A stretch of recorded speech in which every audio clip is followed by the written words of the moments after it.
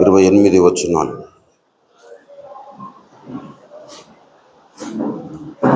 చదువుకుందాం పిల్లరా. యోహాను సువార్త 10వ అధ్యాయం 27, 28 వచనాలు. నా గొర్రెలు నా స్వరము వినును, నేను వాటిని ఎరుగుదును, అవి నన్ను వెంబడించును, నేను వాటికి నిత్య జీవము నిచ్చుచున్నాను గనుక అవి ఎన్నటికి నశింపవు. ఎవడునూ వాటిని నా చేతిలో నుండి అపహరింపడు. చదువబడిన ఈ పరిశుద్ధ లేఖన భాగమును దేవుడు మన వినికిడిలో ఆశీర్వదించి ఫలింపజేయనుగాక. ఆమేన్. చిన్న మాట ప్రార్థన చేసుకుందాం. ప్రేమ కలిగిన మా ప్రియ పరలోకపు తండ్రి, జీవము కలిగిన మా మిక్కిలి గొప్ప దైవమా, నీ యొక్క శ్రేష్టమైన ఘనమైన పరిశుద్ధమైన నామమును బట్టి నీకు వందనాలు. ఉన్నతుడా, నీ యొక్క మహాకృప చేత గడిచిన వారము దినములు మా బ్రతుకుల్లో క్షేమముగా దాటిపోజేసి మరొక నూతన పునరుత్థాన దినమును మా బ్రతుకుల్లో మీరు అనుగ్రహించిన విధానాన్ని బట్టి నీకు వందనాలు, స్తోత్రములు, స్తుతులు ప్రభువా. సర్వమును ఎరిగిన దైవమ్మా, నీకు వందనాలు, స్తోత్రములు ప్రభువా. ఇంతవరకు నిన్ను పాడి పొగడి స్తుతించడానికి, ఆరాధించడానికి, నిన్ను మయంపరచడానికి మీరిచ్చిన గొప్ప ధన్యతను బట్టి నీకు వందనాలు, అవకాశమును బట్టి నీకు వందనాలు. కరుణగల మా రాజా, నీకు వందనాలు. చదవబడిన నీ యొక్క పరిశుద్ధ లేఖన భాగమును బట్టి నీకు వేలాది వందనాలు, కృతజ్ఞతాస్తుతులు, స్తోత్రములు ప్రభువా. చదవబడిన లేఖన భాగము ద్వారా నాతో మాతో మీరు మాట్లాడండి. నిలబడిన నీ యొక్క దీన సేవకుడు కేవలము వట్టివాడి నిష్ప్రయోజకుడే ప్రభువా. ఇక్కడ ఉంటున్న నీ యొక్క ప్రియ బిడ్డలందరిలోకెల్లా మిక్కిలి అయోగ్యుడు, చిన్నవాడు, అల్పుడు ప్రభువా. నీ దాసుని నీ యొక్క శిలువ రక్తముతో బాగుగా కడిగి పరిశుద్ధపరిచి పవిత్రీకరించి శుద్ధునిగా చేసి నీ దాసుని నీ యొక్క పరిశుద్ధాత్మ అభిషేక తైలము చేత అభిషేకించుకొని నీ యొక్క పరిశుద్ధాత్మ అభిషేకము చేత నీ దాసుని అభిషేకించు. నా ప్రభా, నా తండ్రి, నీ దాసుని నోట నీ యొక్క మాటలుంచి నీ చేతి నీడలో కప్పుకొని నాతో మాతో మీరు తేటగా మాట్లాడండి. బల్లకై మమ్మల్ని సిద్ధపరచండి. మా జీవితంలో మేము ఏ విధంగా నడుచుకోవాలనో మాకు ఉపదేశించండి. కన్న తండ్రి, నీకు వందనాలు, స్తోత్రములు, స్తుతులు. మీరు మౌనముగా ఉండే దేవుడవు కాదు నాయన, మీరు మాట్లాడే దేవుడవు కనుక నీకు వందనాలు, కృతజ్ఞతాస్తుతులు, స్తోత్రములు. మీరు మాట్లాడుచుంటుండగా వినుబుద్ధి, వినగల చెవి, గ్రహించే మంచి మనస్సును, లోబడగలిగిన జీవితములను, అవలంబించే జీవితములను అందరికీ ప్రసాదించి నడిపించి మహిమనందుమని ఘనతమైన ప్రభావాలు మీరే పొందుకోమని అడ్డగించాలని చూస్తున్న సకల విధములైన చీకటి అంధకార శక్తుల ప్రభావం అంతటిని యేసుక్రీస్తు వారి అనంత శక్తియుత దైవనామములు గద్దించి బంధించి ఇక్కడ నుండి దూరముగా విసిరి పారవేస్తూ యేసు పరిశుద్ధ నామములో ప్రార్థిస్తున్నాను తండ్రి. ఆమేన్, ఆమేన్. దేవునికి స్తోత్రం. హల్లెలూయా, హల్లెలూయా. ప్రభువునందు నాకు అత్యంత ప్రియమైన దేవుని బిడ్డలారా, చేరవచ్చిన మీ అందరికీ ప్రభు యేసుక్రీస్తు వారి శుభనామమున వందనాలు, శుభాలు, దైవాశీస్సులు తెలియజేస్తా ఉన్నాను. వాక్యమై ఉన్న దేవుడు మనతో మాట్లాడుచుంటుండగా మనము శ్రద్ధగా ఆలకిద్దాం. ఆదివారమున మన ప్రధాన ఉద్దేశము మనము రొట్టె విరుచుటకు కూడి ఉంటాము. ప్రభు బలలో పాల్గొనడానికి ఆదిమ అపోస్తుల కాలములో దేవుడు సంఘానికి నియమించిన కట్టడను మనము ఆచరించడానికి మనము కూడి ఉంటున్నాం. ఆదివారమున మనము కూడినప్పుడు ఒక కార్యము మరి జరుగుతుందని దేవుడు చెప్పాడు. దయచేసి కొరింథీ పత్రిక, మొదటి కొరింథీ పత్రిక 11వ అధ్యాయము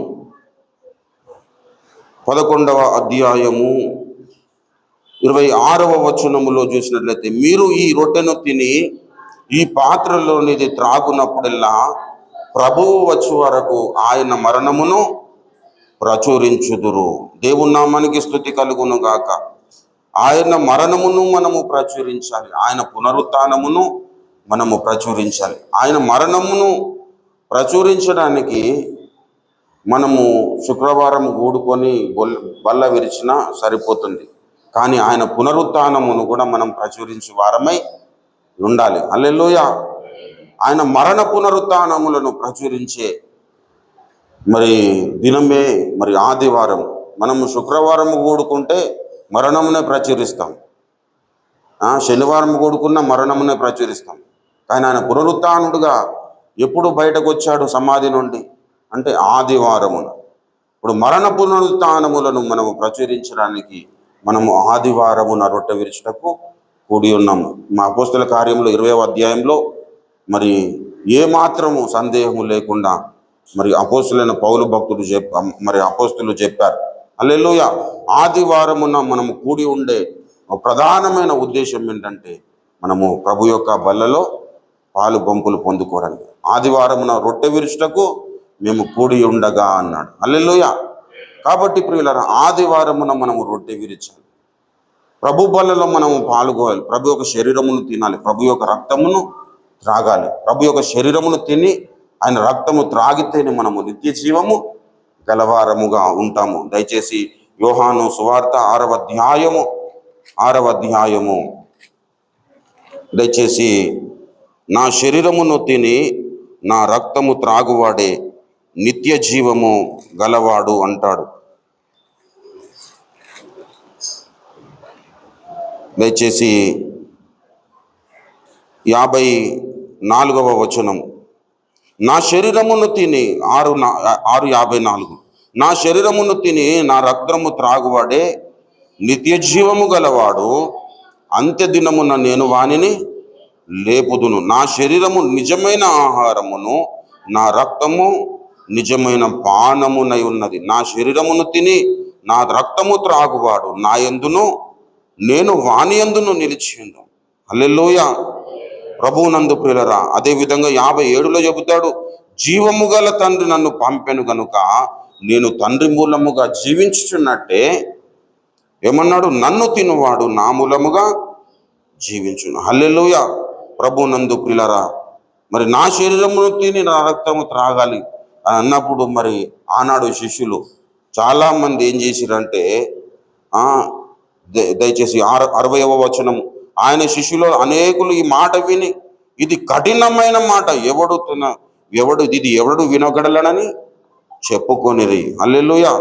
ప్రభునందు ప్రియులారా, ఈయన నా శరీరం తినమంటున్నాడు, నా రక్తం త్రాగమంటున్నాడు. ఆయన శరీరం తింటే మనం నరభక్షకులమా ఏమనుకుంటున్నాడు, అసలు దమ్మకుండి మాట్లాడుతున్నాడా లేదా అనుకొని కొంతమంది అభ్యంతరపడ్డారు. హల్లెలూయా. ప్రభునందు ప్రియులారా, విశ్వాస జీవితములో చాలాసార్లు ఏమవుతుందంటే మనం పూర్తిగా తెలుసుకోక ముందే అంత తెలిసిపోయిందని ఆత్రపడుతుంటాం. హల్లెలూయా. ముందే కొంచెం సైకిల్ మధ్యలో పైడిలతో కూడా వచ్చిందంటే ఇక మొత్తం సైకిల్ వచ్చేసింది అనుకుంటాం. అట్లా కాదు, ఇంకా చాలా నేర్చుకోవాల్సిన అవసరం. అట్లనే విశ్వాస జీవితంలో దేవుడు ఏదన్నా మాట్లాడుతున్నాడంటే పూర్తిగా మాట్లాడేదాకా శ్రద్ధగా వినాలి. హల్లెలూయా. దేవుని మాటలను మనం ఏ విధంగా వినాలన్నాడు, శ్రద్ధగా వినాలి, మిక్కిలి శ్రద్ధతో వినాలి. హల్లెలూయా. ఈ లోకంలో ఏవైనా కానీ మరి మనం వింటూనే ఉంటాం. హల్లెలూయా. అల్లరి చేయొద్దు నాన్న. మనం వింటున్నప్పుడు అన్నింటినీ శ్రద్ధగా వింటాము, దేవుని వాక్యాన్ని ఏమో అశ్రద్ధగా వింటాం. ఈ ఆదాము పిల్లలకు ఉన్న ఒక భయంకరమైన వ్యాధి. హల్లెలూయా. దేవుని మాటను శ్రద్ధగా వినం. ఆదాముకు చెప్పిండు దేవుడు, మీరు ఈ వృక్ష ఫలములన్నీ తినవచ్చు, కానీ ఈ మంచి చెడలను తెలివినిచ్చే పండ్లను మాత్రం తినద్దన్నాడు. అన్నీ మంచిగానే విన్నాడు, అని విని ఒక టైం వచ్చినప్పుడు విన్న విషయాన్ని మర్చిపోయాడు. హల్లెలూయా. మరి దేవుడు తినద్దన్నాడు కదా, మరి తినకపోతే ఏమవుతుంది? మంచి ఆహారం అయితే ఇస్తున్నాడు, మరి ఏమేమి కావాలో దేవుడు మాకు అన్నీ సిద్ధపరిచాడు, మాకేం కొదవలేదు, మరి ఇంకొక మూడో వ్యక్తి వచ్చినప్పుడు మేము ఎందుకు వినాలి అని అనుకోలేరు. విన్న విషయాన్ని మర్చిపోయారు. హల్లెలూయా. దేవుని వాక్యమును గుర్తుంచుకునే విధంగా వినాలి, దేవుని యొక్క మాటలను గుర్తుపెట్టుకునే విధంగా ఉండాలి. దుష్టుడైన అపవాది మనం కరెక్ట్గా మెసేజ్ స్టార్ట్ కాగానే మన దృష్టి, అరే మా మామయ్య మరి తిన్నాడా లేదా, మరి వంట చేసుకున్నాడా లేదా, మా నాయన మరి బిర్యానీకి ఏమైనా తీసుకొచ్చిందా మా అమ్మకు అని ఎక్కడికో ధ్యాస వెళ్తాయి పిల్లలు. మరి పిల్లల ఫీజు కట్టాలన్నా, లేదా రేపు సోమవారం మళ్ళీ బుక్స్ కొనాలన్నా, లేదంటే మరి ఉద్యోగానికి మనం ఏ టైంలో రాము, ఇవన్నీ గుర్తుకొస్తూ ఉంటాయి. దుష్టుడైన అపవాది మన మైండ్ను ట్రాప్ చేస్తూ ఉంటాడు, మన మనసులను. అందుకే ఇర్మియా ఏమన్నాడు 6:10లో, విందురని నేను ఎవరిని గూర్చి సాక్ష్యం ఇచ్చింది, వారు వింటకు తమ మనసులను సిద్ధపరచుకొని లేరు గనక వినలేకపోయిరి. ఇదిగో వారు దేవుని వాక్యము పట్ల మరి ఏం లేదట వాళ్ళకి.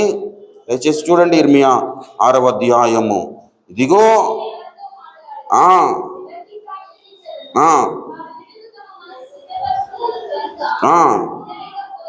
ఇదిగో వారు దేహో వాక్యమందు సంతోషము లేని వారై దానిని తృణీకరించారు. హల్లెలూయా. దేవుని పట్ల, దేవుని వాక్యము పట్ల మిక్కిలి సంతోషం మనకు ఉండాలి. హల్లెలూయా.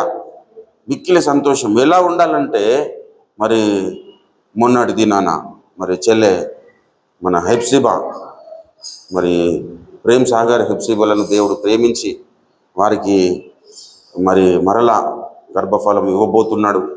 మరి ఆ శ్రీమంతం కార్యక్రమంలో మరి మరియా ఎలిజబెత్ అమ్మ దగ్గరికి రాగానే, ఆ వందన వచనము చెప్పగానే ఎలిజబెత్ అమ్మ గర్భంలో ఉంటున్న శిశువు విని గంతులు వేశాడు. హల్లెలూయా. అలా దేవుని వాక్యం అంటే మనము గంతులు వేసే పరిస్థితి మనము కలిగి ఉండాలి. హల్లెలూయా. ఎక్కువగా దేవుని వాక్యమును మనం ధ్యానం చేయాలి. పరలోకములో ఎక్కువ గొప్పవారు ఎవరో తెలుసా? దేవుని వాక్యమును ఎక్కువగా అవలంబించిన వాడు. హల్లెలూయా. ఈ లోకంలో బాగా ప్రార్థన చేసిన వాడు, బాగా పాటలు పాడిన వాడు కాదు. దేవుని వాక్యముతో ఎవరికైతే అన్యోన్యత కలిగి ఉంటారో వారు దేవుని కలిగి ఉంటారు. హల్లెలూయా. వారిని దేవుడిని హెచ్చిస్తాడు, వారిని దేవుడు కనపరుస్తాడు, వారిని దేవుడు అన్ని విధాలుగా మరి కోరుకుంటాడు. హల్లెలూయా. కాబట్టి దేవుని వాక్యం అంటే మనకు చాలా శ్రద్ధగా వినాలి. హల్లెలూయా. ప్రభునందు ప్రియులారా, ఇదిగో వారు యెహోవా వాక్యము పట్ల సంతోషము లేని వారే దానిని తృణీకరింతురు. హల్లెలూయా. దేవుని వాక్యమును తృణీకరింతురు అంటున్నాడు. ఎందుకు అంటే సంతోషము లేని కారణాన్ని బట్టి. దేవుని వాక్యం ఏం చేస్తుందంటే జీవము గలది. దేవుని వాక్యము మనల్ని దర్శించేది. హల్లెలూయా. దేవుని వాక్యము మనల్ని సరిచేసేది. హల్లెలూయా. దేవుని వాక్యము మనల్ని నిలబెట్టేది. దేవుని వాక్యము మనల్ని బలపరిచేది. దేవుని వాక్యము మనల్ని గాయపరిచేది. దేవుని వాక్యము మనకు కలిగిన గాయాలను మాన్పేది. హల్లెలూయా. దేవుని వాక్యం ఏం చేస్తుంది? అది 2 అంచులకు అడ్డమన్నాడు. అది మన శరీరంలోనే మాత్రమే కాదు, ఎముకలలో మూలుగును సైతం విభాగింపునంతగా అది దూరుతుంది. హల్లెలూయా. కాబట్టి ఆ వాక్యం ఏం చేస్తుందంటే మనలోనికి పొడుచుకొని వస్తున్నప్పుడు చాలామంది అది పూర్తిగా వినకుండానే మధ్యలో ఏం చేస్తారట? అభ్యంతరపడతారు. హల్లెలూయా. అభ్యంతరపడి ఏం చేస్తారు? ఇది కఠినమైన మాట, ఇది ఎవడు వినగలడు? హల్లెలూయా. ప్రభునందు ప్రియులారా, దేవుడు ఏది చేసినా కానీ మనం మేలు కొరకే చేస్తాం. హల్లెలూయా. మనం ఎక్కడ నిలబడి ఉండాలి? స్టాండర్డ్గా రోమపత్రిక 8:28లో కబ్జా చేసుకున్నాను. అక్కడి నుంచి ఎవ్వడు కూడా కదిలించడానికి లేదు. దుష్టుడు కాదు, లోకము కాదు, భార్య కాదు, భర్త కాదు, పిల్లలు కాదు, ఎవ్వరు కూడా అక్కడి నుంచి మనల్ని ఏ మాత్రం ఒక కూడా మనల్ని కదిలించకుండా మనం అక్కడ అతుక్కుపోవాలి. హల్లెలూయా. ఏమన్నాడు? దేవుని ప్రేమించి వారి కొరకు అనగా ఆయన సంకల్పము చొప్పున పిలువబడిన వారికి మేలు కలుగుటకే సమస్తము సమకూడి జరుగుచున్న. హల్లెలూయా. మేలు కలుగుట కొరకే సమకూడి జరుగుచున్నావు అన్నప్పుడు ఈ శిష్యులు ఏం చేశారట? శిష్యులు అన్నాడు, ఇంకా ఏదో అప్పుడే మరి జనసమూహము కాదు ప్రియులారా. ఇప్పుడు మత్తయి సువార్త 5వ అధ్యాయంలో మనకు బహుజన సమూహం ఆయనను వెంబడించినట్లుగా మనం చూస్తాం. కానీ ఆయన కొండ ఎక్కి కూర్చున్నప్పుడు శిష్యులు మాత్రం వస్తారు. కానీ ఇక్కడ చెబుతున్న మాట ఏంటంటే శిష్యులు కూడా అభ్యంతరపడ్డారట. ఇది కఠినమైన మాట, ఇది ఎవడు వినగలడనుకున్నాడు. అనుకొని చాలామంది ఏం చేశారట? మరి ఎప్పుడు కూడా ఆయనను వెంబడించలేదట. 6వ అధ్యాయము, దయచేసి యోహాను సువార్త 6వ అధ్యాయము 6వ అధ్యాయము దయచేసి 66వ వచనం. అప్పటి నుండి ఆయన శిష్యులలో అనేకులు వెనుక తీసి మరి ఎన్నడూను ఆయనను వెంబడింపలేదు. హల్లెలూయా. ప్రభునందు ప్రియులరా, చాలామంది దేవుని వాక్యములు విని మరి గాయపరచబడతారు. ఎవరైతే గాయపరచబడి ఆ గాయము నా మేలు కొరకు అనుకుంటారో, ఆ గాయము నన్ను బాగు చేయడని అనుకుంటారు, ఆ గాయము నన్ను సంపూర్ణ సిద్ధిలోనికి నడిపిస్తుంది అని అనుకుంటారో, వారే ఎక్కలేని కొండ మీదకి ఎక్కగలుగుతారు. హల్లెలూయా. మనము ఎక్కలేని కొండ మీదకి మనం ఎక్కాలంటే వాక్యము చేత మనము సంతోషించడానికి, వాక్యము మనల్ని ఆదరిస్తున్నప్పుడు మనం ఎంత సంతోషిస్తాం. వేట కాని ఊరిలో నుండి ఆయన నిన్ను విడిపించును, అరే ఇది నా కోసమే దేవుడు రాసిండు అనుకుంటాం. హల్లెలూయా. కానీ మీరు సమయమును పోనీయక సద్వినియోగం చేసుకొనొచ్చు అజ్ఞానుల వల్ల, ఇది నా కోసం కాదనుకుంటాం. అంటే మనల్ని మనమే మోసం చేసుకుంటాం అన్నట్టు, మోసపరుచుకుంటాం. దేవుని వాక్యము మనల్ని ఆదరించినప్పుడు మనము ఎంత రెస్పాండ్ అవుతామో, ఎంత ఆనందిస్తామో, అది మన హృదయమునకు దూరినప్పుడు కూడా, మన హృదయానికి గాయము కలిగించినప్పుడు కూడా, మన మనసును గాయం కలిగించినప్పుడు అంతకంటే ఎక్కువగా ఆనందించే వాళ్ళే దేవుడు కోరుకునే శ్రేష్టమైన భక్తులుగా తయారవుతారు. హల్లెలూయా. వారు ఏం చేస్తారంటే దేవుని స్వరము వింటారు. హల్లెలూయా. హల్లెలూయా. చదవబడిన ఆ మూల వాక్యములో యోహాను భక్తుని ద్వారా దేవుడు మాట్లాడుతున్నాడు. ఏ విషయం అంటే, అయితే మీరు నా గొర్రెలలో చేరిన వారు కారు గనుక మీరు నమ్మరు అంటున్నాడు. కొంతమందిని దేవుడు ఏమంటున్నాడు? మీరు నా గొర్రెలలో చేరిన వారు గారు. 26లో మీరు నా గొర్రెలలో చేరిన వారు గారు కనుక నన్ను మీరేం చేయరు, నమ్మరు. నా గొర్రెలు నా స్వరము విను. హల్లెలూయా. నా గొర్రెలు నా స్వరము. ఇది స్టేట్మెంట్ కాదు ప్రియులారా, ఇది స్టేట్మెంట్ కాదు, ఒక ప్రకటన కాదు. దేవుడు చేస్తున్నది ఒక ప్రకటన కాదు ప్రియులారా, తన గొర్రెలతో తనకున్న అనుబంధాన్ని తెలియజేస్తా ఉన్నాడు. రిలేషన్షిప్ మనతో దేవునికున్నది ఒక ప్రకటనతో కూడిన పరిస్థితి కాదు ప్రియులారా. మనతో దేవునికున్న సంబంధము ఒక రిలేషన్షిప్. హల్లెలూయా. ఒక సంబంధం, ఒక అనుబంధము ప్రియులారా. అందుకే మొదటి యోహాను పత్రికలో దేవుడు ఏం రాయించాడు? నేను వెలుగై ఉన్న ప్రకారము మీరు వెలుగులో నడిచిన ఎడల అంటాడు. దయచేసి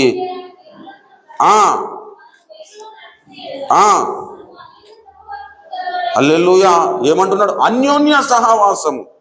దేవునితో మనకుండే సహవాసం ఎలాంటి సహవాసం ఉండాలి? అన్యోన్య సహవాసం. ఇప్పుడు ఫ్రెండ్స్ ఉంటారు, రోజు ఒక 3 గంటలు 4 గంటలు మనం వానితో కలిసి ఉంటాం. కానీ వాడు వానింటికి పోతాడు, వీడింటికి వస్తాడు. ఇక మళ్ళా దాంతో కలిసేంత వరకు మళ్ళా అనుబంధం ఏముండదు. కానీ దేవునితో అలా కాదు పిల్లలు. దేవునితో ఎలాంటి అనుబంధం అంటే, అనుబంధములో అత్యున్నతమైన అన్యోన్యంగా ఉండాలి. అన్యోన్యత కలిగిన వారముగా మనం ఉండాలి. అన్యోన్య సంబంధము కలిగి ఉండాలి. మామూలుగా ఒక ఫ్రెండ్ లాగానో, లేదంటే ఒక తల్లిదండ్రుల్లాగానో, కుమార్తెలు ఇట్లా కాదు. దేవునితో మిక్కటముగా మనం అంటుకొని ఉండాలి. హల్లెలూయా. ఆయనను అంటి వెంబడించే వారముగా మనం ఉండాలి.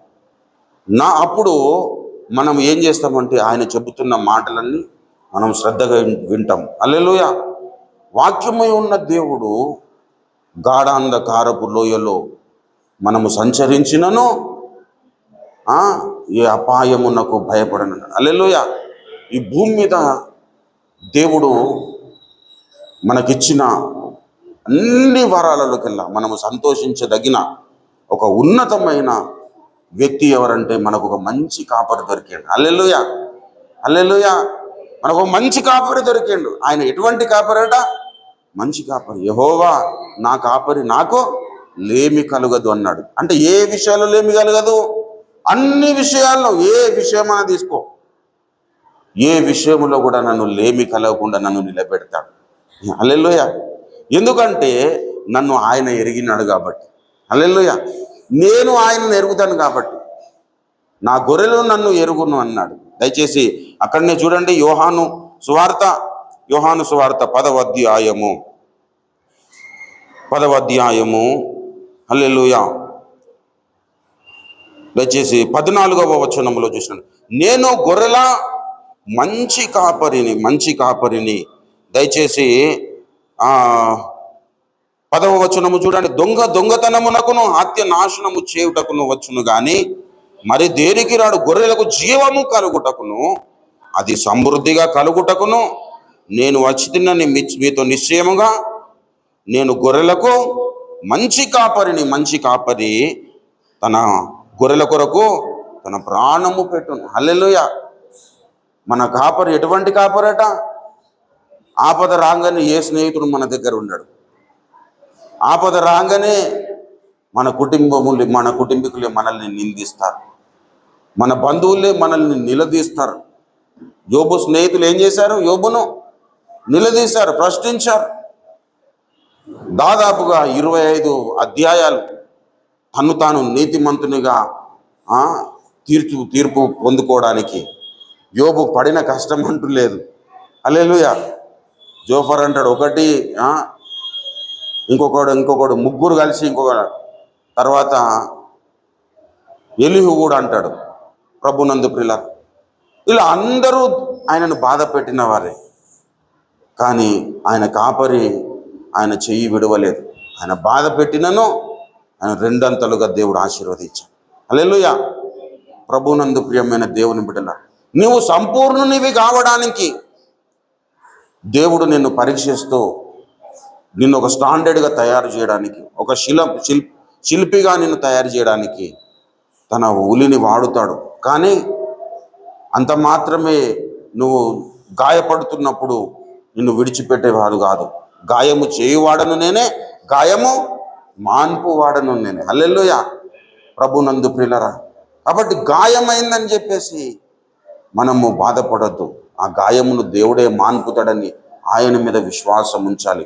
అందుకే మరి భక్తుడు అక్కడ మనకు తెలియపరుస్తాడు.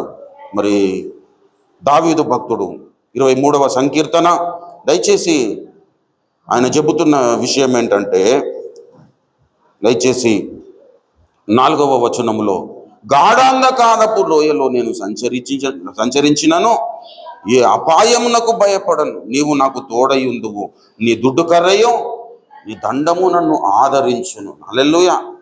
దేవుని దుడ్డు కర్ర, దేవుని దండము మనల్ని ఆదరిస్తుంది, మనల్ని బలపరుస్తుంది. పిల్ల, నేను ఏ అపాయమునకు భయపడను. ఎందుకు భయపడవు? నాకు ఒక మంచి కాపరి ఉన్నాడు. హల్లెలూయా. ఈ భూమి మీద దేవుడు మనకిచ్చిన గొప్ప ఆశీర్వాదం ఏంటంటే యేసుక్రీస్తు ప్రభువారు. హల్లెలూయా. ఆయనను కలిగి ఉన్న మనము ధన్యులము. హల్లెలూయా.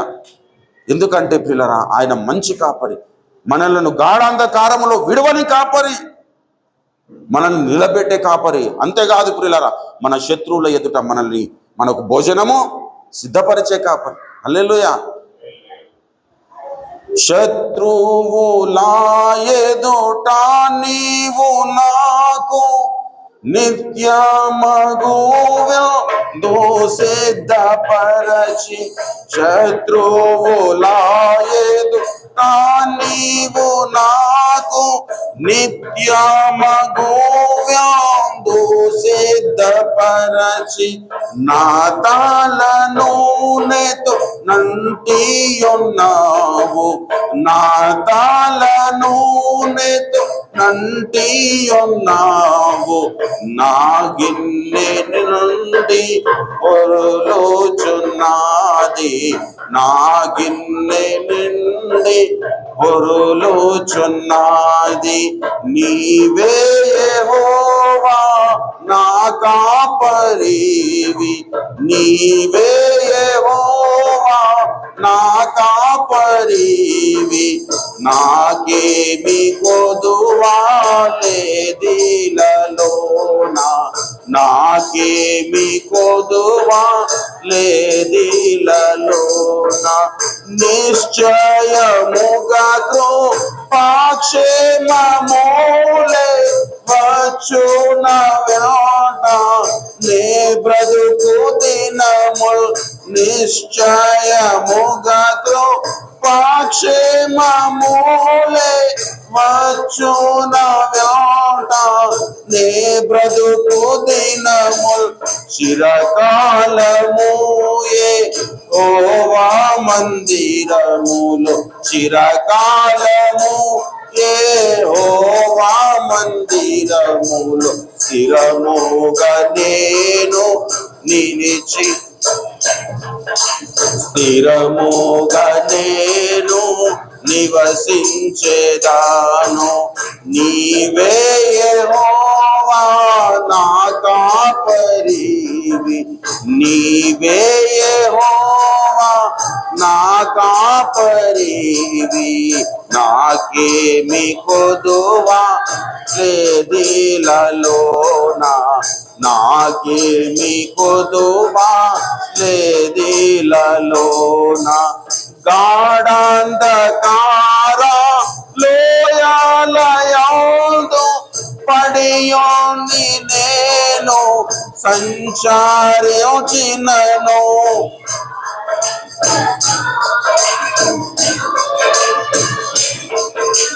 పడియోని నేను సంచారించినను. తోడైందు నీ దొడ్డు కర్ర, గ్లోరీ హల్లెలూయా, నీ దొడ్డు కర్ర దండముతో నాదరించెదవు, దండముతో నాదరించెదవు. నీవే యెహోవా నా కాపరివి, నాకేమి కొదువా లేదిలలోన.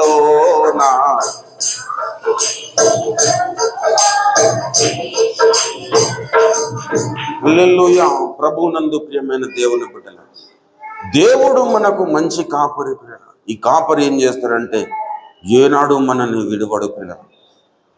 నువ్వు ఏ పరిస్థితుల్లో ఉన్నా ఆయన నీకు మంచి కాపరిగా దర్శనం ఇస్తాడు. హల్లెలూయా. నీకు ఏమి అవసరమో అది సమకూర్చేవాడు మన కాపరి. హల్లెలూయా. నా గొర్రెలకు ఏమేమి అవసరమో అవి నాకు తెలుసు అని అంటాడు. హల్లెలూయా. నా గొర్రెలు నన్ను ఎరుగును అన్నాడు. ప్రభువునందు ప్రియులరా, ఇక్కడ మన ప్రసంగం ప్రారంభమవుతుంది. ఇప్పుడు మంచి కాపరి కలిగిన మనం ఏ విధంగా ఉండాలనేది ప్రశ్న. హల్లెలూయా. ఆయన మంచి కాపరి, ఆయన గాఢాంధకారపు లోయలో మనకు తోడై ఉంటాడు. శత్రువుల ఎదుట మనకు విందు కలుగజేస్తాడు. పచ్చిక గల చోట్ల మనల్ని పరుండ చేస్తాడు. మంచిదే పిల్లరా. కానీ మనం ఎలా ఉన్నాం? హల్లెలూయా. ఆయన మంచి కాపరి అయితే సరిపోదు, మనము కూడా మంచి గొర్రెలముగా ఉండాలి. ఆయన స్వరము వినే గొర్రెలముగా ఉండాలి. ఆయనను వెంబడించే గొర్రెలముగా ఉండాలి. ఆ చదవబడిన లేఖన భాగంలో చెబుతున్నాడు, నేను వాటిని ఎరుగుదును, అవి నన్ను వెంబడించును, వాటికి నిత్య జీవమునిచ్చుచున్నాను, అవి నన్ను వెంబడించును అన్నాడు. నా గొర్రెలు ఏం చేయాలి? నా స్వరము వినాలి. నేను మంచి కాపరిని అయితే సరిపోదు, నన్ను వెంబడించే గొర్రెలో నా స్వరమును వినగలగాలి. ఏ గొర్రెలైతే నా స్వరము వింటాయో వాటి మనుగడను నేను, అవి ఏ విధంగా మనుగడలో ఉండాలో, ఏ విధంగా జీవించాలో, ఏ విధంగా నడుచుకోవాలో వాటికి నేను ఉపదేశిస్తాను. వాటికి కావలసిన ఆహారాన్ని నేను సిద్ధపరుస్తాను. కానీ నా కొన్ని గొర్రెలు ఉన్నాయట, అవి నా స్వరము వినవు అన్నాడు. 26లో చూడండి, అయితే మీరు నా గొర్రెలలో చేరిన వారు గారు కనుక నన్ను నమ్మరు అన్నాడు. హల్లెలూయా.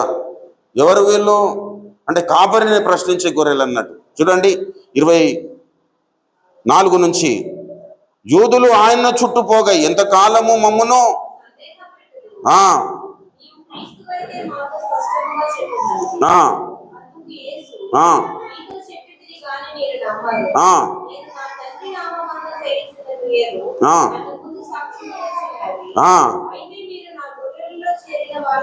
చూడండి ప్రియులారా, నా గొర్రెలలో కొంతమంది ఏం చేసినారట, చేరిన వారు కారు.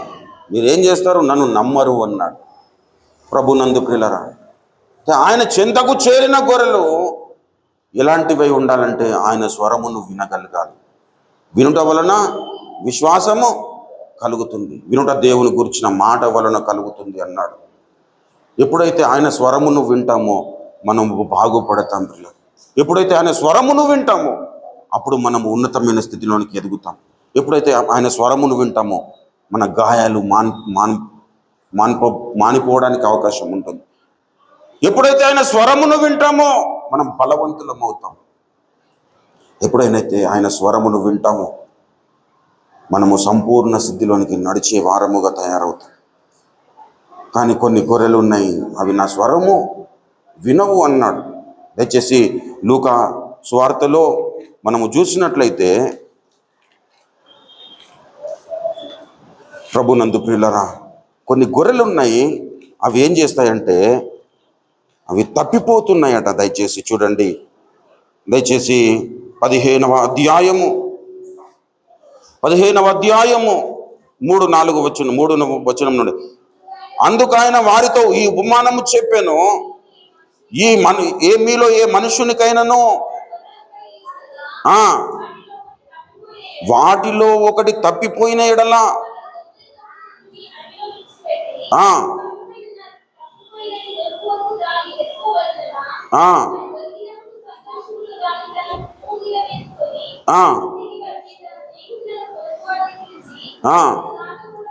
మీరు నాతో కూడా సంతోషించుడు, తప్పిపోయిన నా గొర్రెను దొరికినదని వారితో చెప్పున్నారు. కొన్ని గొర్రెలు ఉన్నాయట, ఇవి ఏం చేస్తాయి, తప్పిపోతాయి.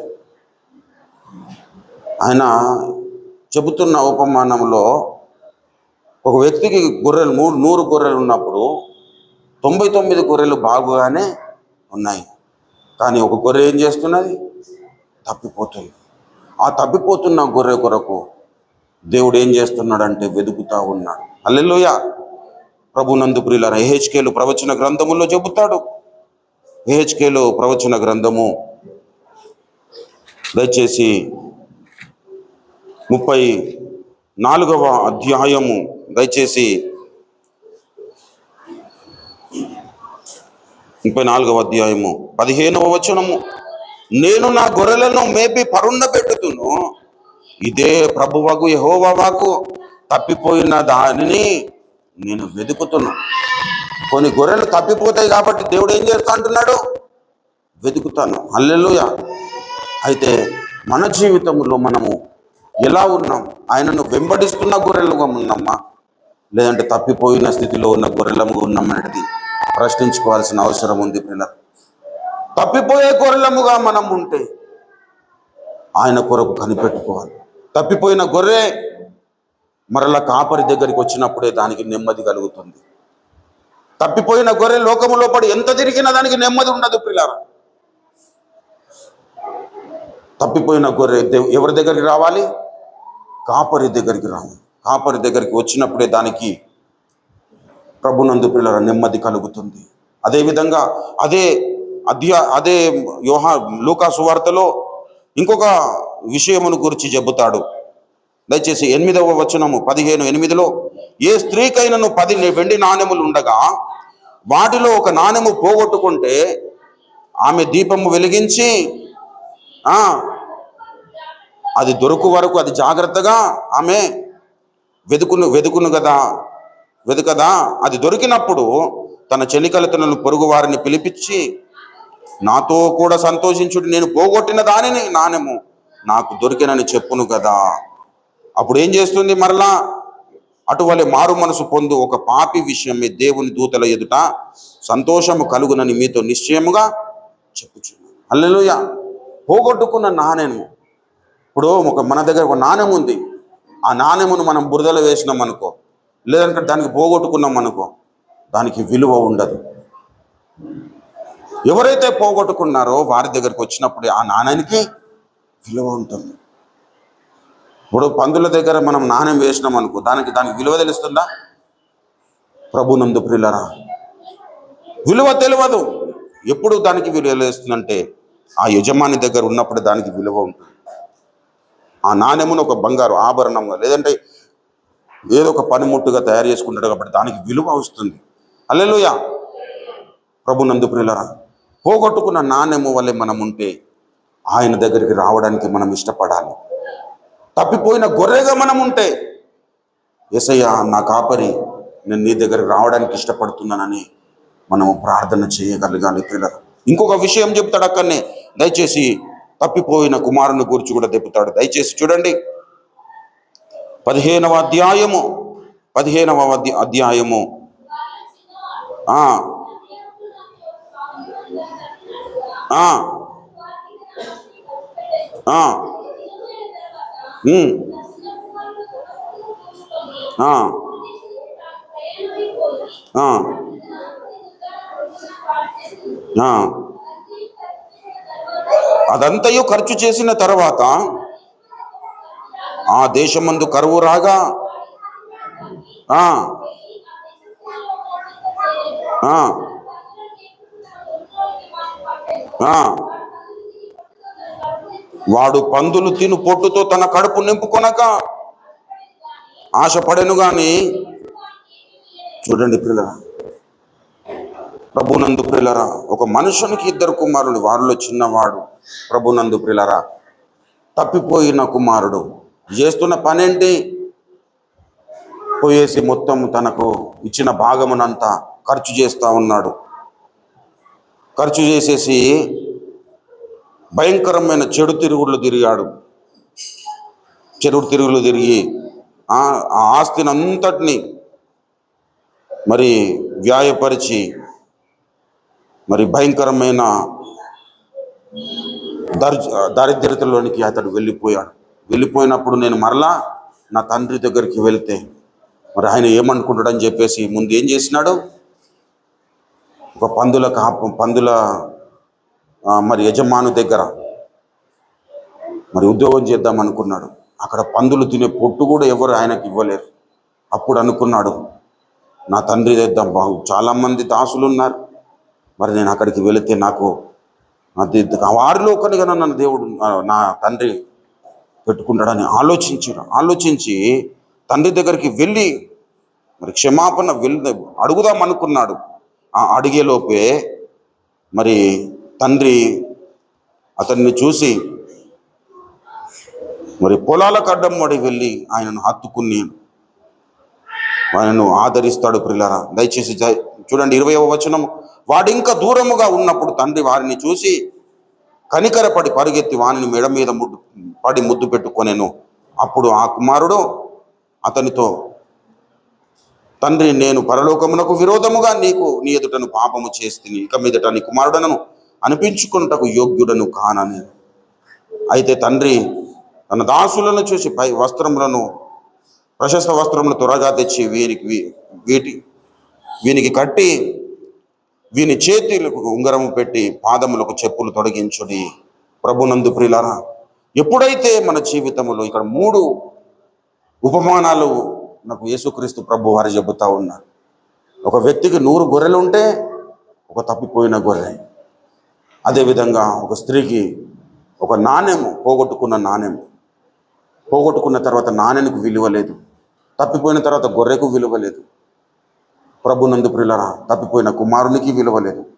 ఎప్పుడైతే వారు మరలా ఆ క్షేమకరమైన పరిస్థితిలోనికి వస్తారు, కాపరి దగ్గరికి వస్తాడు. తప్పిపోయిన గొర్రె కాపరి దగ్గరికి వచ్చినప్పుడే దానికి సంరక్షణ దొరుకుతుంది, దానికి క్షేమము లభిస్తుంది.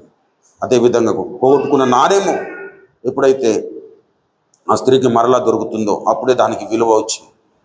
తప్పిపోయిన కుమారుడు ఎప్పుడైతే తండ్రి దగ్గరకు వచ్చినాడో అప్పుడే కుమారునికి కూడా విలువ వచ్చింది. అయితే గొర్రెలమైన మనము కూడా తప్పిపోతాం ప్రియులా. హల్లెలూయా. మనం కూడా తప్పిపోతాం. నువ్వు గొర్రెలాగా తప్పిపోవచ్చు, లేదంటే పోగొట్టుకున్న నాణెము వల్ల నీ బ్రతుకుండొచ్చు, లేదంటే తప్పిపోయిన కుమారుని వల్ల నీ బ్రతుకుండొచ్చు. నువ్వు ఏ పరిస్థితిలో ఉన్నా మన కాపరి మంచివాడు. హల్లెలూయా. నేను గొర్రెలకు జీవము కలుగుటకు, అది సమృద్ధిగా కలుగజేయటకు నేను వచ్చితే, నేను నా గొర్రెలకు మంచి కాపరి తన గొర్రెలకు ప్రాణము పెట్టునన్నాడు. మన కొరకు ప్రాణము పెట్టిన గొర్రెల కాపరి నజరేయుడైన యేసుక్రీస్తు ప్రభువారు. హల్లెలూయా. మనము ఎన్ని రకాలుగా ఆయన ముందు ఎన్ని విధాలుగా ఆయనను గాయపరిచిన, ఎన్ని విధాలుగా ఆయన నుండి తొలగిపోయినా దినమంతయు చేతులు చాపి మనల్ని మన కొరకు ఎదురు చూసే గొప్ప కాపరి నజరేయుడైన యేసుక్రీస్తు ప్రభువారు. పిల్ల ఆ హెచ్కేలు ప్రవచన గ్రంథములు చూడండి దయచేసి. హెచ్కేలు ప్రవచన గ్రంథము 34వ అధ్యాయం చివరి వచనము 31. నా గొర్రెలను నేను మేపుచున్న గొర్రెలను నాకు మీరు మనుషులు, నేను మీ దేవుడను, ఇదే ప్రభువకు యెహోవాకు. ఆయన మేపుచున్న గొర్రెల మనమే పిల్లలు. ప్రభునందు పిల్లల ఆయన మంచి కాపరి. మంచి కాపరిగా ఉన్న మన దేవుడు ఏం చేస్తాడో మనల్ని మంచిగానే నడిపించాలనుకుంటాడు. మంచి ఆహారమును ఇవ్వాలనుకుంటాడు. తోడేలు వచ్చి మన మీద దాడికి దిగినప్పుడు ఆయన అడ్డుకుంటాడు. గాఢాంధకరపు లోయల్లో మనకి వెళ్ళినప్పుడు ఆయన మనకు సంరక్షకుడుగా ఉంటాడు. కానీ మనం ఏం చేస్తామంటే ఆయన స్వరము వినడానికి ఇష్టపడం. ఆయనను తృణీకరిస్తాం. చాలాసార్లు చాలా విధాలుగా మనము దేవుని గాయపరిచే వారముగానే ఉంటాం. ప్రభునందు ప్రియులారా, ఆయన మనల్ని గాయం చేసేది మనము ఉన్నతమైన వ్యక్తిత్వము సంపాదించుకోవడానికి. మనము ఏం చేస్తామంటే తప్పిపోయి ఆయన గాయం చేస్తుంటాం. హల్లెలూయా. ఇది ఆదాము పిల్లలకున్న లక్షణం. కాబట్టి తప్పిపోయిన స్థితిలో ఉంటే మనము కాపరి దగ్గరికి రావడానికి మనం ఇష్టపడాలి. హల్లెలూయా. ఎప్పుడు మనకు విలువ వస్తుందంటే కాపరి దగ్గర ఉన్నప్పుడే మనకు విలువ వస్తుంది. కాపరి దగ్గర ఉన్నప్పుడే మనము సరిగ్గా ఉండగలుగుతాం. ఆయన సంరక్షణలో మనకు క్షేమము లభిస్తుంది. పిల్లలు కాపరి దగ్గరికి రాకపోతే మరి తోడేలు వచ్చి మనల్ని పిక్కు తినే అవకాశం ఉంటుంది పిల్లలు. కాబట్టి తప్పిపోయిన స్థితిలో మనం ఉండొద్దు. ఆయన మంచి కాపరే. మనము ఆయన స్వరమును వినే గొర్రెలముగా మనం ఉన్నామా లేదనేది మనం ప్రశ్నించుకోవాలి. ఆయన మంచి కాపరే. ఆయన నడిపిస్తున్న మార్గములో మనం నడిచే గొర్రెలముగా ఉన్నామా లేదంటే తప్పిపోయే గొర్రెలముగా ఉన్నామా మనల్ని మనము స్వపరీక్ష చేసుకోవాల్సిన అవసరం ఉంది. ఆయన మంచి కాపరే. ఆయన పచ్చిక గల చోట్ల పరుండ చేస్తున్నప్పుడు నాకు ఇది వద్దు అని చెప్పేసి పక్కనకు వెళ్ళే గొర్రెలముగా మనం ఉన్నామా లేదంటే పచ్చిక గల చోట్ల పరుండే గొర్రెలముగా మనం ఉన్నామా స్వపరీక్ష చేసుకోవాలి. ఆయన అధికారము క్రింద బ్రతుకుతున్నామా? ఇప్పుడు గొర్రెలు కాపరి అధికారం క్రింద ఉంటే క్షేమంగా ఉంటాయా లేదంటే వాటికై అవి ఎటు పడితే అటు పోతే బాగుంటుందా? కాపరి సంరక్షణలో ఉంటేనే వాటికి క్షేమం పిల్లలు. అయితే ఆ గొర్రెలుగా పిలువబడుతున్న ఆ గొర్రెలమైన మనుషులమే ఆ గొర్రెలం. అయితే గొర్రెలు తప్పకుండా కాపరి స్వరములు వింటాయి. మనం మనుషులం కాబట్టి మనము మన కాపరి స్వరము వినడానికి చాలాసార్లు వెనుకదీస్తాం. హల్లెలూయా. లేఖనము ఏం చెబుతుందో దాని మీద మనం దృష్టి పెట్టాం. ప్రభునందు ప్రియులారా, కుటుంబ వ్యవస్థను దేవుడు ఇక్కడ నియమించాడు. కుటుంబ వ్యవస్థలో పిల్లలు ఏ విధంగా ప్రవర్తించాలి, తల్లిదండ్రులు పిల్లల ఎడల, కుమారులు తల్లిదండ్రుల ఎడల, అదేవిధంగా భర్త ఎడల, భర్త భార్య ఎడల ఏ విధంగా మనము నడుచుకోవాలి, ఇవన్నీ దేవుడు రాయించి పెట్టాడు. అవునా? రాయించి పెట్టిన దేవునికి మనం విధేయులమై బ్రతుకుతున్నామా అనేది ప్రశ్నించుకోవాలి. దేవుడు మనల్ని పిలిచాడు. ఎందుకు పిలిచాడు? ప్రభునందు ప్రియులారా, మనల్ని నిత్య మోక్ష రాజ్య వారసులనుగా చేయడానికి దేవుడు పిలిచాడు. కానీ మనం చాలాసార్లు ఇంకా సాతాను అధికారం క్రిందనే బ్రతకడానికి మనం అడుగులు వేస్తూ ఉంటాం. కారణం ఏంటి అంటే కాపరి స్వరము మనల్ని గాయపరుస్తుంది కాబట్టి. హల్లెలూయా. ప్రభునందు ప్రియులారా, కాపరి ఏది చేసినా మన క్షేమం కొరకు ఎప్పుడైతే చేస్తాడని ఎప్పుడైతే మనం నమ్ముతామో అప్పుడు కాపరి స్వరము వినడానికి మనము వేగిరపడతాం. హల్లెలూయా.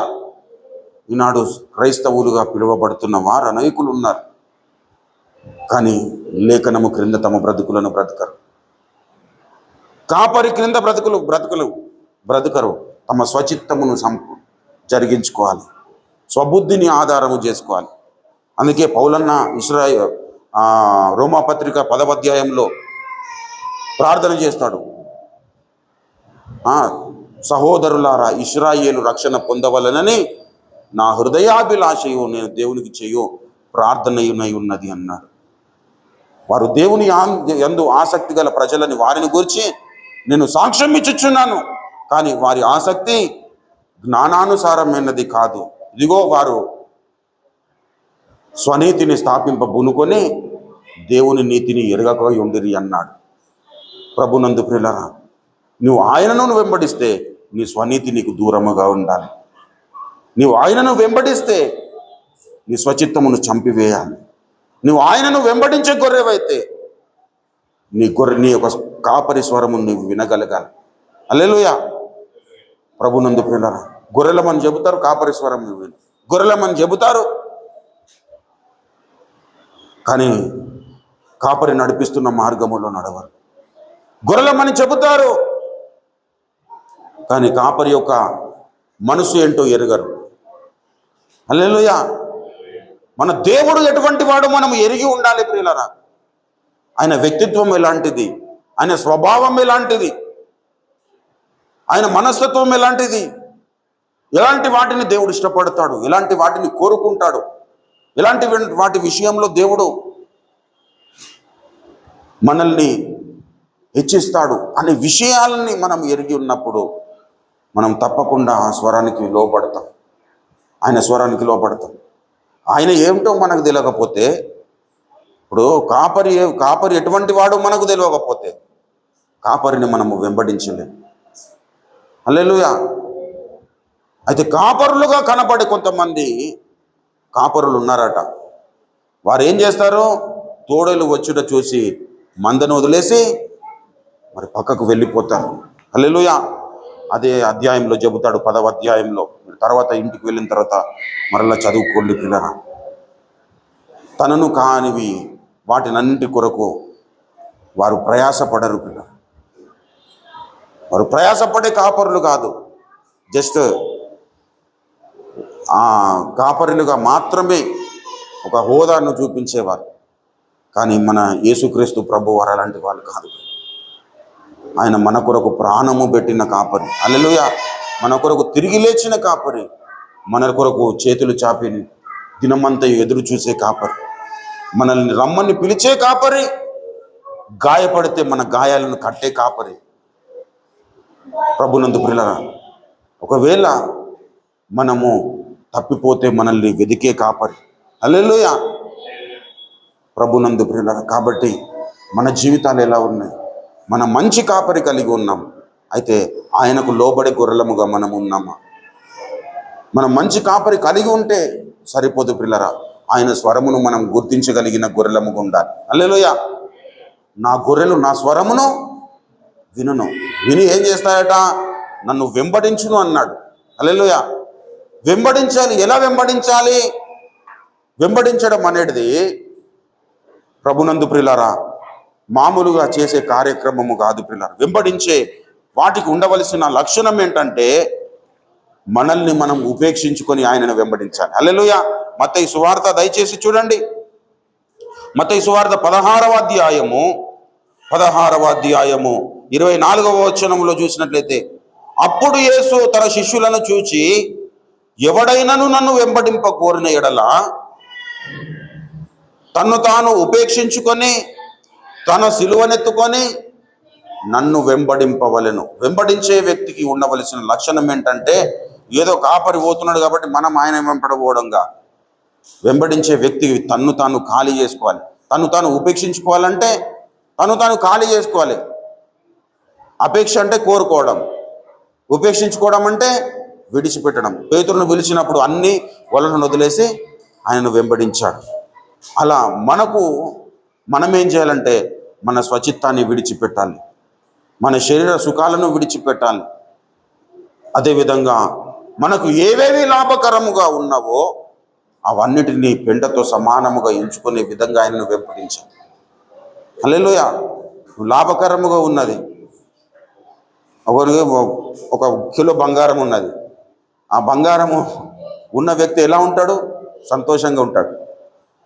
ఆయనను వెంబడిస్తుంటాడు. ఆ బంగారం వదిలిపెట్టిన అన్నప్పుడు గాయం కలుగుతుంది.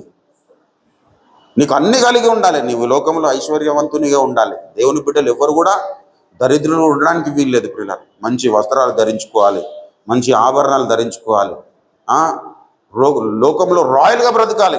క్రైస్తవుడు అనేవాడు ఎవడు కూడా బీదవాడు ఉండడానికి వీల్లేదు. కష్టపడాలి, బాగా కష్టపడాలి, సంపాదన చేయాలి. కుటుంబంలో పిల్లలకు కానీ ఏది కొదవలేకుండా వారికి సమృద్ధిగా ఇచ్చేవారిగా ఉండాలి. హల్లెలూయా. అలా ఉంటూనే ఇవెవ్విటి మీద కూడా అంత మమకారాన్ని పెంచుకోవద్దు. హల్లెలూయా. ఇవన్నీ నాకు అవసరమే, కానీ వీటిని బట్టి నేను యేసయ్యను వెంబడిస్తాను అనుకోవద్దు. ఒక యవనస్తుడు, ధనవంతుడైన యవనస్తుడు వెంబడిస్తూ ఏం చేశాడు? నేను పరలోకంలో ఎవడు గొప్పవాడన్నప్పుడు యేసయ్య చెబుతాడు, నీ ఆస్తి నమ్మి బీదలకేమో, అప్పుడు తర్వాత నన్ను వెంబడించి నువ్వు గొప్పవాడిగా అయితే అన్నప్పుడు వాడు ఏం చేసినాడు? మిగులు ఆస్తి గలవాడు కనుక వాడు వ్యసన పడచ్చు. అక్కడి నుండి జంప్ అయిపోడు. మళ్ళీ ఇక అడ్రస్ లేకుండా పోయాడు. ప్రభునందు ప్రియులారా, అట్లాంటి వాళ్ళు కూడా ఉంటారు క్రైస్తవ సమాజంలో. ఆ విషయాలన్నీ మనకు మరి మత్తయి సువార్తలోనే 19వ అధ్యాయంలో మరి 16 నుంచి 22 వచనాల వరకు మనం చూస్తాం. ప్రభునందు ప్రియులారా, వాడు వ్యసనపడి వెళ్ళిపోవడానికి గల కారణం ఏంటంటే వాడు యేసయ్యను వెంబడిస్తున్నాడు, కానీ వాని దృష్టి అంతా వాని ధనం మీదనే ఉంది, వానికి ఉన్న ఆస్తుల మీద ఉంది. యేసయ్య ఇది తెలుసు, ఆయన హృదయ పరిశోధకుడు కాబట్టి ఆయన ఏం చేసిండ్రు? యేసయ్య నీకు ఉన్న ఆస్తి అంతా బీదలకు ఇచ్చేసి నన్ను వెంబడించమన్నప్పుడు, ఇప్పుడు ఆయనను వెంబడించాలంటే మనల్ని మనం ఉపేక్షించుకోమన్నాడు. మనకున్నది కూడా ఉపేక్షించుకోవాలి. హల్లెలూయా. ఇది నాది కాదన్నట్టుగా ఉండాలి. అందుకే యేసయ్య అన్నాడు, భార్యలు కలిగిన వారు భార్యలు లేనట్టుగా అన్నాడు. హల్లెలూయా. ఆస్తులు కలిగిన వాళ్ళు ఆస్తులు లేనట్టుగా. ప్రభునందు పిల్లరా, మనం ఎప్పుడైతే బ్రతుకుతామో అప్పుడు మనము తప్పిపోయే పరిస్థితి ఉండదు. పిల్లలు ఈనాడు పిల్లలను బట్టి తల్లిదండ్రులు తప్పిపోతున్నారు, తల్లిదండ్రులను బట్టి పిల్లలు తప్పిపోతున్నారు, సమాజమును బట్టి విశ్వాసులు తప్పిపోతున్నారు. అరే ఎలాగైనా ఉండానే భయ్. నోవాహు తప్పిపోయాడా? లోకమంతా చెడిపోయి ఉండగా నోవాహు మాత్రము దేవుని కౌగిల్లో కృప పొందుతూ జీవించాడు. హల్లెలూయా. అలాంటి జీవితం మనం కలిగి ఉండాలంటే నీవు కాపరి స్వరమును నిత్యము వింటూ ఉండాలి. హల్లెలూయా. అప్పుడు నిన్ను ఏం చేస్తానంటే నిన్ను నీవు ఉపేక్షించుకునే విధంగా ఆ స్వరము నిన్ను మార్చివేస్తుంది. నిన్ను నీవు ఉపేక్షించుకోలేకపోతే ఆనాటి ఇశ్రాయేలులాగా నువ్వు స్వనీతిని స్థాపింపబూనుకొని దేవుని నీతిని జరిగించే వానివిగా ఉండవు. హల్లెలూయా. చదవండి ఆ మాట. రోమపత్రిక 10వ అధ్యాయంలోనికి రండి. 10వ అధ్యాయము దయచేసి 2వ వచనం, 1వ వచనం చదువుతాం. సహోదరులారా, ఇశ్రాయేలు రక్షణ పొందవలెనని నా హృదయాభిలాషయు, వారి విషయమై నేను దేవునికి చేయు ప్రార్థన ఉన్నది. వారు దేవుని యందు ఆసక్తి గల వారిని గురించి సాక్ష్యం ఇచ్చుచున్నాను. చూడండి పిల్లలు, అయినను వారి ఆసక్తి జ్ఞానానుసారమైనది కాదు. ఏలయనగా వారు దేవుని నీతిని ఎరగక తమ స్వనీతిని స్థాపింపబూనుకొనొచ్చు. దేవుని నీతికి లోబడలేదు. ఆయనను వెంబడించేవాడు తన్ను తాను ఉపేక్షించుకోవాలంటే తన్ను తాను ఏం చేసుకోవాలి? ఖాళీ చేసుకోవాలి. తను తాను ఖాళీ చేసుకొని ఇక్కడ చెబుతున్న విషయం ఏంటి? వారు దేవుని నీతిని ఎరగక తన స్వనీతిని స్థాపింపబూనుకొనుచు దేవుని నీతికి లోబడలేదు. హల్లెలూయా. నీవు ఆయన స్వరము విని ఆయనకు లోబడితే ప్రభునందు ప్రియులారా, దేవుడు నీకు రక్షణనిస్తాడు, రక్షణ నిశ్చయతనిస్తాడు, రక్షణ ఆనందంనిస్తాడు, రక్షణ కొనసాగింపులో నిన్ను ఉన్నతమైన స్థితిలోనికి ఆయన నడిపిస్తాడు. అంతేగాని నేను ఆయనను వెంబడిస్తా కానీ నా నీతిని నేను జరిగించుకుంటాను అని అనుకుంటే మనము తప్పిపోయే ప్రమాదం ఉన్నది ప్రియులారా. హల్లెలూయా. నీతిమంతులు తమాల వృక్షము వలె మొవ్వు వేయుచుందురనే సాంగ్లో ఆయన మరి అయ్యగారు దైవజనులు ఈ మాట రాస్తాడు. మాట తప్పరు ఎంత నష్టమొచ్చినా సంతసింతురు ఎంత కష్టమొచ్చినా మాట తప్పరు, ఎంత నష్టమొచ్చినా సంతసింతురు, ఎంత కష్టమొచ్చినా. కృంగిపోరిలా ఎన్ని నిందలొచ్చినా పరులపై నిందలు మోపకుందురు. కృంగిపోరిలా ఎన్ని నిందలొచ్చినా పరులపై నిందలు మోపకుందురు. దేవుని మెప్పునే కోరుకొందురు, దేవుని మెప్పునే కోరుకొందురు. నీతిమంతులు తమాల వృక్షము వలె దారిలో సహా మోవు వేయుచుందురు. నీతిమంతులు తమాల వృక్షము వలె ఎడారిలో సహా మోవు వేయుచుందురు. హల్లెలూయా. ప్రభునందు ప్రియులారా, మాట తప్పని జీవితాలు, కృంగిపోయే పరిస్థితి కాదు ప్రియులారా. దేవుని మీద ఆనుకొని బ్రతికే పరిస్థితులు మనం కలిగి ఉండాలి. స్వనీతిని కాదు, దేవుని నీతిని స్థాపింపబోనుకున్నాను. హల్లెలూయా. దేవుని నీతిని మనము స్థాపించాలి. దేవుని నీతిని స్థాపించడానికి మనం ఎప్పుడైతే మనము పూనుకుంటామో అప్పుడు మన జీవితాలు ధన్యములు అవుతాయి ప్రియులారా. యేసయ్య మన కొరకు ఏదో మామూలుగా రక్షణనిచ్చి మన పాపముల నుండి విడుదల కలగజేయడానికి మాత్రమే కాదు, మనల్ని సింహాస వారసులనుగా చేయడానికి ఆయన వచ్చాడు ఈ లోకానికి. హల్లెలూయా. మనము సింహాస వారసులము కావాలంటే మనల్ని మనము ఉపేక్షించుకోవాలి. ప్రభువా, నీ స్వరమును విని నీ స్వరమునకు లోబడతాను, నీ మాటకు లోబడతాను. నీవు నడుమన్న మార్గంలో నేను నడుస్తాను, నువ్వు ఆజ్ఞాపించిన ఆజ్ఞలు అనుసరించి నేను నడుచుకుంటాను, నీ ఉపదేశమునకు లోబడతాను, నీ స్వరమునకు లోబడతాను. నేను నీ దగ్గరగా బ్రతుకుతాను, నీతో అన్యోన్యత కలిగి జీవిస్తాను అని ఎప్పుడైతే నీవు అనుకొని నీవు ముందుకు సాగుతావో అప్పుడు నీకు లేమి కలుగదు ప్రియులారా. హల్లెలూయా. యెహోవా నా కాపరి, నాకు లేమి కలుగదు. ఎందుకంటే ఆయన స్వరము నేను వింటాను, ఆయన స్వరానికి నేను లోబడతాను కాబట్టి నాకు లేమి కలగదు. ఇప్పుడు ఆయన స్వరమును వినకుండా, ఆయన మాటకు లోబడకుండా ఆయన నా కాపరి అనుకుంటే మనకు లేమి కలుగుతుంది ప్రియులారా. హల్లెలూయా. అన్నీ ఉండి లేనట్టుగా బ్రతకడము, అది దానికంటే దౌర్భాగ్యమైన పరిస్థితి ఇంకొకటి లేదు ప్రియులారా. ఇప్పుడు దేవుడు అన్నీ ఇస్తానంటున్నాడు, నీకు లేమి కలగకుండా నేను ఇస్తానంటున్నాడు. కానీ దానిని స్వతంత్రించుకునే పరిస్థితి మనలో లేదు. ఎందుకంటే మనం తప్పిపోయినాం. ఆ పరిస్థితి ఉంటే మనము వెంటనే తప్పిపోయిన కుమారుని వల్లే, ప్రభువా నన్ను క్షమించు, నన్ను హక్కున చేర్చుకో అని మనము ప్రార్థించి దేవుని కౌగిల్ని మనకు ఆశ్రయముగా చేసుకుంటే ప్రభునందు ప్రియులారా, మనము పచ్చిక గల చోట్ల మనల్ని దేవుడు పరుండ చేస్తాడు. శాంతికరమైన జలముల యొద్ద మనల్ని నడిపిస్తాడు. మన శత్రువుల ఎదుట మనకు దేవుడు విందును సిద్ధపరుస్తాడు. కాబట్టి ఇప్పుడు మనము మంచి కాపరి దగ్గరికి మంచి గొర్రెలముగా వద్దాం. హల్లెలూయా. తప్పిపోయినామా, లేదంటే బలహీనపడ్డామా, లేదంటే గాయపడ్డామా, నువ్వు ఏ స్థితిలో ఉన్నా సరే నా యొద్దకు వచ్చి వారిని నేను ఎంత మాత్రమునో త్రోసివేనన్నాడు. హల్లెలూయా. నువ్వు ఏ స్థితిలో ఉన్నావు అన్నది నీకు తెలుసు, దేవునికి తెలుసు. నువ్వు ఉన్న స్థితిలో దేవుణ్ణి ఆశ్రయించినట్లయితే దేవుడు నిన్ను అన్ని విధాలుగా బాగు చేస్తాడు. హల్లెలూయా. ఆయన త్రోసివేసే దేవుడు కాదు, ఆయన హక్కున చేర్చుకునే దేవుడు. ఆయన కృపను నా కృపను నీకు ఇవ్వననే దేవుడు కాదు, సమృద్ధిగా తన కృపను మన మీద కమ్మ చేసే దేవుడు. కాబట్టి మనల్ని స్వపరీక్ష చేసుకుందాం. మనల్ని మనము స్వపరీక్ష చేసుకుంటూ మనము ముందుకు సాగుదాం. దేవుడి మాటలు మన వినికిడిలో ఆశీర్వదించి ఫలింపచేయును గాక. ఆమేన్. రండి ప్రియులారా, మనం ప్రార్థన చేసుకుందాం. మోకరించడానికి అవకాశం ఉన్న వాళ్ళందరూ మోకరించండి, లేదా ఆ చైర్లలో కూర్చోండి. అయినా మీ మనసు వేరే వైపు కాకుండా దేవుని వైపు త్రిప్పుకొని ఎవరికి వారు స్వపరీక్ష చేసుకుందాం. ప్రభు యొక్క శరీరమును, ప్రభు యొక్క రక్తమును మరి కొద్దిసేపట్లో మనము తిని త్రాగనై ఉన్నాము కనుక మనల్ని మనం స్వపరీక్ష చేసుకుందాం.